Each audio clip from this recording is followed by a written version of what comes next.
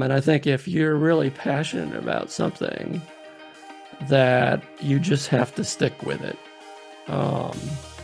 And I think if you work hard, that eventually a lucky break comes along and you take advantage of that lucky break. Hello and welcome to Proud to Be You, the alumni podcast from Boston University. I'm your host, Jeff Murphy, and I am incredibly excited to share today's episode with you. Inspiring BU alums like the one I'm talking to today are the main reason I love doing this podcast. If you like what we're doing with this show, I'll ask that you take just 2 minutes and sign up for our newsletter for bonus content and giveaways. You can do that now on our website at bu.edu/proudtobu. Pete Souza graduated from the College of Communication in 1976, and since then has gone on to be one of the most respected photojournalists of his generation. I spoke with Pete about his incredible work spanning both the Reagan and Obama presidencies and his reflections on being a documentarian of history. Proud to Be You showcases the journeys of some of Boston University's most interesting and accomplished alumni. Inspiring grads share the highs, the lows, and the challenges they've overcome along the way, from COM’76 to innovative careers. No matter where your path takes you, be proud to be you. Well, Pete, this is really, really exciting. Thank you so much for making time for this today. Oh, thanks for having me on. My pleasure. Appreciate it. I think the place that I really want to start is with the documentary that was made about you in 2020, The Way I See It. And one of the things that really stood out to me that was hard to believe, you had said during an interview that you came to BU and didn't really have that much interest in photography. Is that accurate? This is it's true in the sense that I didn't come to BU with the expectation that I was going to become a photographer or a photojournalist. I came to what was then SBC, and is now College of Communication, with the hopes of becoming a sports writer. And matter of fact, I'm surprised I got into BU. I think if one were to look at my grades and SAT scores, I would not have been an applicant that would automatically get into BU. So I wrote a handwritten essay on why I wanted to be a sports writer and learn this trade at Boston University. And somebody in the admissions office, whoever they are, thank you for taking a chance on me. And eventually I found my way to taking a photo class in my junior year at BU. And that's when I realized this is what I want to do. That's fantastic. Tell me a little bit more about your BU experience. I always love to know, where did folks live on campus? Where were you hanging out when you weren't in the classroom? Yeah, so I probably because I was one of the last freshmen accepted, I ended up in a building that BU had to rent at the last minute for transfer students. It was called Wadsworth Hall. It was not a dorm, but it became a dorm. And it's right on Kenmore Square. It's now a condominium building, but at the time, BU rented it out as a auxiliary dorm. And so, a matter of fact, the two of the guys that were on the same floor as me ended up being roommates in an apartment later years. So, and I still keep in touch with them today. And where did I hang out? I mean, I hung out at, I was on the intramural teams. We played floor hockey and softball and basketball. I was on intramural teams and hung out at Fenway Park a lot, to be honest with you. I think it cost $1.25 to sit in the bleachers. Never been bad having that in our backyard, right? Yeah. So that was, and I went to a lot of tried to go to a lot of concerts if I could afford the tickets. You know, they weren't that expensive and back in the 70s, but you know, for a college kid, was trying to scrape up money to go see concerts. So that's kind of like what my what I was kind of doing outside classes. Sounds like we had a similar college experience, although I didn't go to BU as an undergrad. Um, so academically, you ended up graduating cum laude. Are there still classes aside from that first photography class that you mentioned, or projects that you worked on at SBC, now COM, or professors that really stand out in your mind as having like a real impact on the route that your career ended up taking? Yeah, the first photo teacher was this guy Stephen Frank. He was a adjunct. I mean, he was not a professor. He was you know, brought in to teach Photo One. You know, certainly he had an impact. And then my last year, my senior year, this guy by the name of Ken Cobrey came into the department as a professor. And even though I didn't have him as for any classes, he became instrumental in helping me, mentoring me. He got me an internship with the Associated Press as a photographer, which was, you know, just invaluable in terms of experience. And so those are the two that come to mind. I think it was your mom who said when you decided that, you know, you were really interested in being a photojournalist, Yeah, you know, you're going to spend 4 years at BU taking pictures. yeah. Um, and then did you go right from BU? You graduated and basically went right into your master's degree, right? I took a year off and worked for my uncle's business because I was still trying to figure out exactly what I wanted to do. I couldn't. My portfolio was not that great when I graduated from BU, so I was not able to get a job at a newspaper, which is what I wanted to do. And so for a year, I worked for my uncle's business, and then decided maybe going to grad school would be you know a good next step. So that's what I did next. So grad school at Kansas State, and then I Kansas think State, you said yeah, you had worked at a couple sort of regional newspapers in before, Kansas, yeah. and then it's to Chicago, right? And the Sun Times. Then I worked at the Sun Times for less than 2 years when got one of those calls that unexpected calls from somebody that I knew who had been the director of photography at the Kansas City Star, and she had become the photo editor at the White House during the Reagan administration.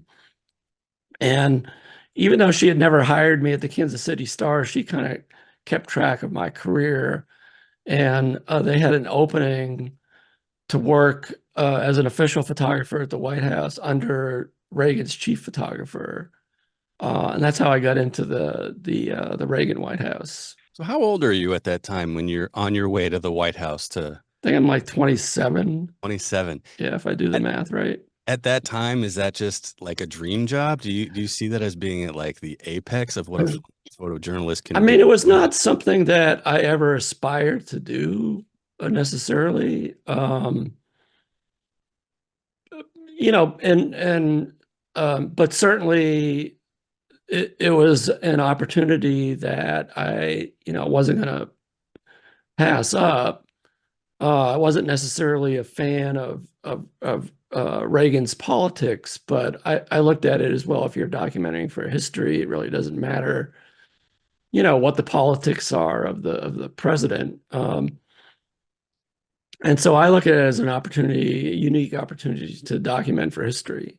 Yeah. And And, but and it you, wasn't you talk, anything that, I mean, it wasn't like, you know, that wasn't ever a goal of mine is to, you know, become a White House photographer. It was just something that was presented to me and, you know, changed the direction of my career for sure. yeah. And again, in the documentary, you made a couple comments about preserving history and maybe even viewing yourself as a historian. When you entered the White House, are you thinking of yourself as a journalist? And is it there that you start to think about documenting history or? I mean, the best way to describe it is that It's not that I suddenly um, walked into the White House and changed my approach. The big difference is you're not photographing for the next day's newspaper, right? You're not trying to get the picture on the front page of the next day's newspaper, which was always your goal as a staff photographer at a newspaper. Is you want to have the best photo of the most important photo of the day, and it's on the front page. That was always kind of your goal. Um, it was so you're thinking differently in that respect, that these pictures are more timeless. They might not be seen right away, but they'll be seen because every picture ends up at the National Archives, so they'll be um, seen in perpetuity for generations to come. So the thought process in that respect was a little different, but the way you went about making pictures was the same way as you do at a newspaper. I mean, it's not like you suddenly look at things differently. You don't. You don't. It's just that in the back of your mind, you're thinking more timeless, if that makes any sense. Oh, absolutely, absolutely. So, not to fast forward the button, because obviously, working in the Reagan administration has to have been fascinating. But after that ends, you end up doing a lot of freelancing work. I think you worked with for the National Geographic for a while. I was curious to know, as a photojournalist, you've had these experiences at a newspaper where you're trying to publish for the next day, at the White House where you're documenting things that are going to go in the National Archives, and then freelancing again, really sort of being almost like a solopreneur. Do you have a favorite when you think back on your career? You're thinking, I really enjoyed my time in the Reagan and Obama administrations. I love doing my sort of solo thing, or I guess I'm sure that they're all different, but does one stand out as sort of being better suited for you than another? Um, yeah, that's a good question. I mean, I think there's pros and cons for each. Um, there's definitely pros to working for yourself as a freelancer. The cons are you don't have a steady paycheck. So you're constantly, looking for work. So there's that freedom that was pretty nice there for a while.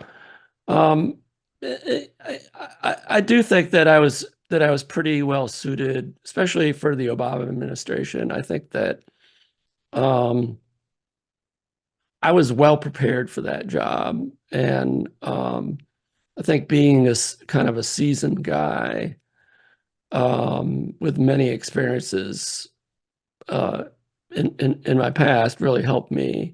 I was kind of the same generation as Barack Obama. I'm a few years older than him. Um, I think that helped. It helped that I had known him for 4 years before he became president. Professionally, not. I just think that the stars kind of aligned for me to be the chief photographer for his presidency. Um, but certainly there's things I miss about, freelancing and working for a newspaper, um, that are, were not the same as working at the White House. This episode is brought to you by BU Connect, Boston University's exclusive online platform for alumni and student networking, mentoring, and more. Explore the profiles of nearly 30,000 terriers and see how they're willing to help.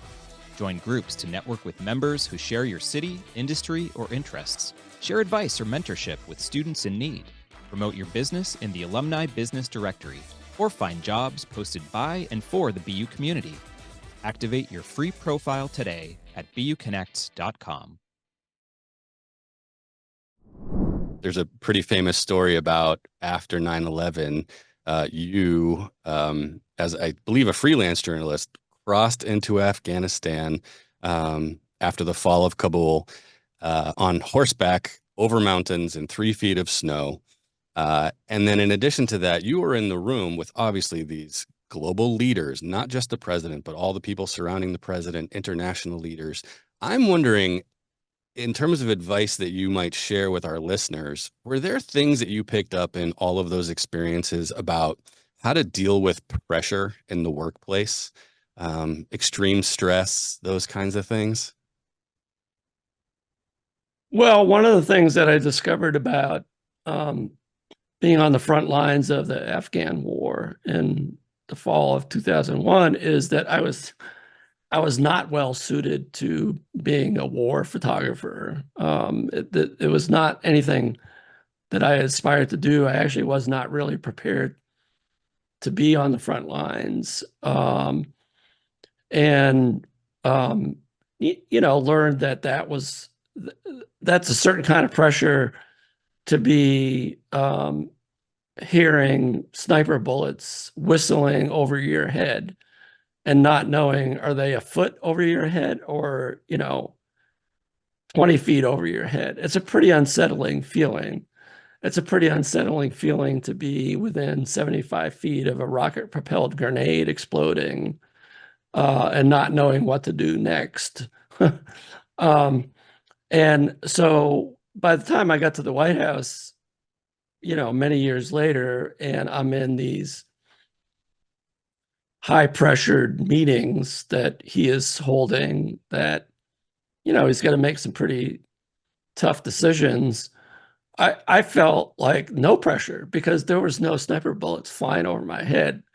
And I felt entirely comfortable in those situations. And again, I think a lot of it has to do with all the experiences that I'd had in my life and being a seasoned guy.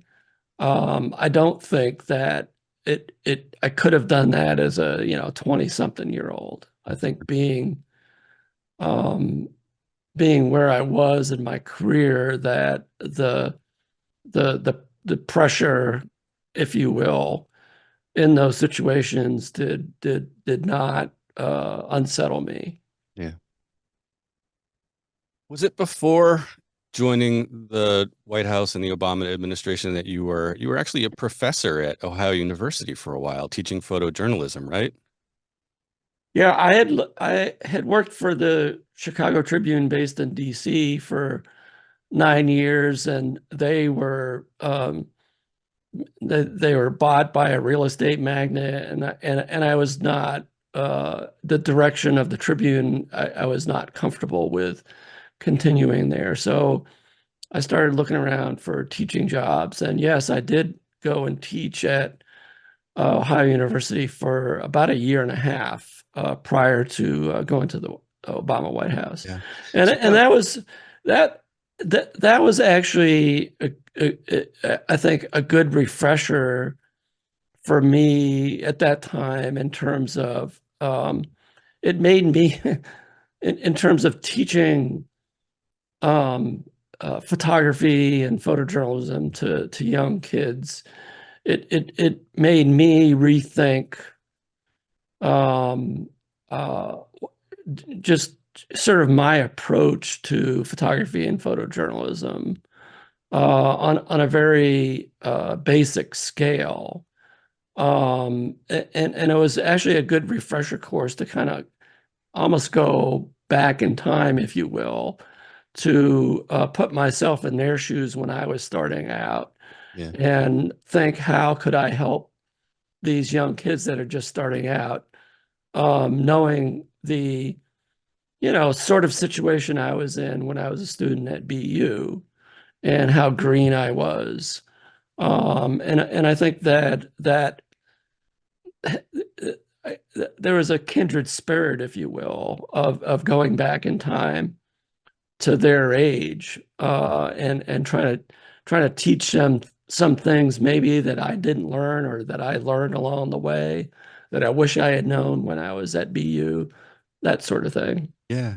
I mean, the reason why I brought up your your having been a professor and your experience in that was thinking about, today's comm students and the crumbling faith that I think particularly young people have in traditional forms of media. And so I'm just wondering, I know you're constantly asked to speak to students and you're traveling the world, giving lectures. What are those, as you consider today's media landscape, what are those pieces of advice that you pass on to students that have an aspiration to work in journalism or photojournalism?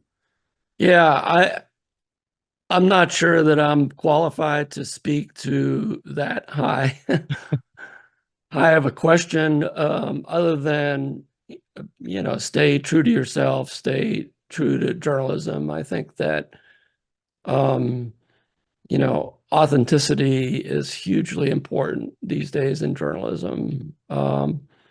And I do worry the impact of what AI is going to have on people trusting journalism and trusting photographs. And I think it's vitally important if you're going to go into photojournalism, especially, that you make sure that you're being truthful and authentic in the photographs that you're producing. Because if you start messing around with photographs, then we're going to lose all credibility in terms of the viewership. So I think this is something that people smarter than me are trying to wrap their heads around, and making sure that photographs that we're seeing, for instance, out of Gaza, are truthful. Because it's so easy now to create fabricated photographs, dishonest photographs. And if you're going to be in this profession, you can't be a part of that. Yeah. Outside of your advice for aspiring journalists, we actually have a student, a current comm student at BU, who has a question for you, looking for just some general advice based on where you are now in your career. So let's play that question for you. Hi, I'm Laura. I'm a comm major and I'm proud to be you. My question is, what advice would you give students entering their adult lives? Oh boy, that's that's a big question. We're getting real big and meta here, Pete. Big and, I think that the advice that I would give would be, find what you're passionate about, and work hard to maintain that passion, and don't give up. I mean, there are so many times throughout my career where things didn't quite go right, and I thought, well, maybe I need to do something else besides photojournalism, and I stuck with it. And I think if you're really passionate about something, that you just have to stick with it. And I think if you work hard, that eventually a lucky break comes along and you take advantage of that lucky break. All great advice, but you mentioned the word passion and you set me up so nicely for the next thing I wanted to talk to you about. After President Obama leaves the White House, you were, we'll call it, motivated to start sharing images on Instagram. Your account now has, I think, 3.2 million followers. And as a result of some of the things that you shared, folks started calling you the king of shade. And in the documentary, again, you said that you saw it as a right as an American citizen to speak out where you saw wrong. I'm wondering if you were really scared about sort of being accused of risking your integrity by speaking out, or were you just at a point in your career where that wasn't a concern that you had? Yeah, no, I was at a point in my life that I wasn't ever gonna, I didn't ever want to have another job. My attitude was, okay, I'm gonna somehow continue to do some photography and do some speaking and create some books. and somehow make that work for me. Meanwhile, I felt strongly about, first and foremost, I feel I'm a citizen, not just an American citizen, but, a citizen of the world, and that I had a right to speak out. And I was no longer working for a newspaper or a magazine. I was no longer, strictly a journalist. And so now I felt almost it was my duty to speak out. I thought that I had a unique perspective, having worked for, arguably one of the most popular Republican and one of the most popular Democratic presidents of, my generation. And I had a unique perspective on what the, presidency meant. And so I decided to use my voice as much as I could, sometimes in a humorous way, to speak out where I saw wrong.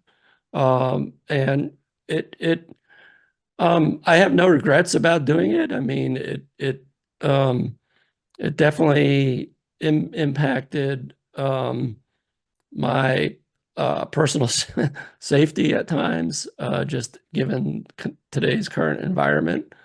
But to me, it was something that I didn't feel that I could live with myself if I didn't, do something.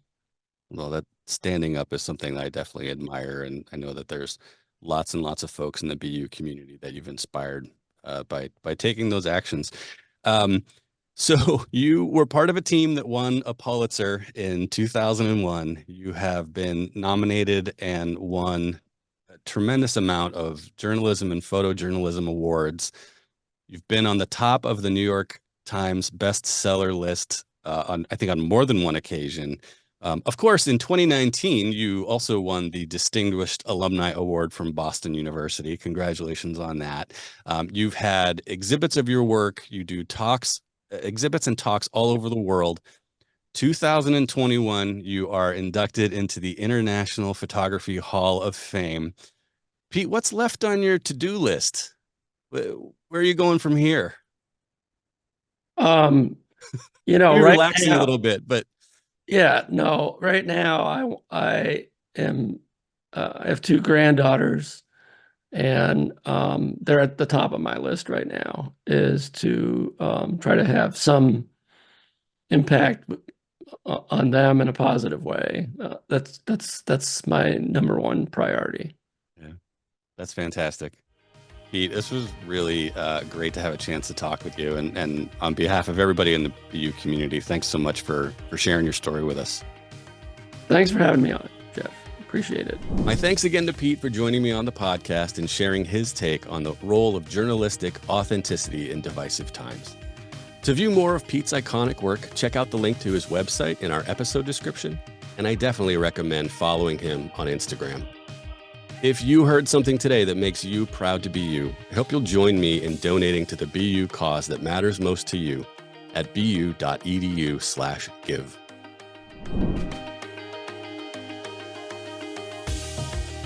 Thanks for listening to Proud to Be You. If you enjoyed this episode, please be sure to subscribe, rate, and review our podcast on YouTube, Apple Podcasts, Spotify, or wherever you find your episodes.